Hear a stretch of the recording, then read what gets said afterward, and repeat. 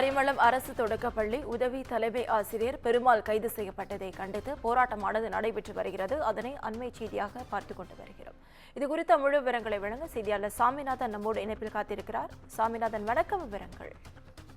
நவீனா, புதுக்கோட்டை மாவட்டம் அரிமளம் அருகே ஒத்த குடியிருப்பு அரசு உயர்நிலைப் பள்ளியில 10ஆம் வகுப்பு பயிலும் 7 மாணவிகள் அந்த பள்ளியில பணிபுரியக்கூடிய உதவி தலைமை ஆசிரியர் மூலம் தங்களுக்கு பாலியல் ரீதியிலான தொந்தரவு இருக்கு என்று சொல்லி குழந்தைகள் நல அலுவலகத்துல முறையிட்டாங்க. அதன் பேர்ல திருமயம் மகளிர் காவல்துறையினர் வழக்கு பதிவு செய்து சம்பந்தப்பட்ட உதவி தலைமை ஆசிரியர் பெருமாளை கைது செய்து நீதிமன்றத்தில் ஆஜர்படுத்தி சிறை அடைக்கப்பட்டனர்.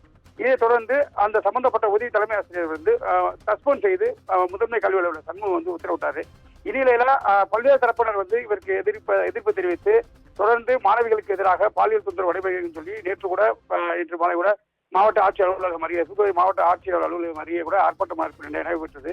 இது குறித்து பல்வேறு தரப்பினர் எதிர்ப்பு தெரிவிக்கவில்லை. இதற்கு அப்படியே திருப்பமாக உதவி தலைமை ஆசிரியர் எந்த விதமான தவறும் செய்யவில்லை, அவர் வேண்டுமென்றே திட்டமிட்டு பழிவாங்கும் நோக்கத்தில் ஒரு சிலர் மாற்றி விடுவதாகவும் அவை உடனடியாக விடுதலை செய்ய வேண்டும் என்று கூறி உதவி தலைமை ஆசிரியருக்கு ஆதரவாக மாணவ மாணவிகள், பெற்றோர்கள் உள்ளிட்ட பலர் ஒத்த குடியிருப்பு பக்கத்தில் அருகே உள்ள கீழப்பணியில் தற்பொழுது ஆர்ப்பாட்டம் பண்ணி வராங்க.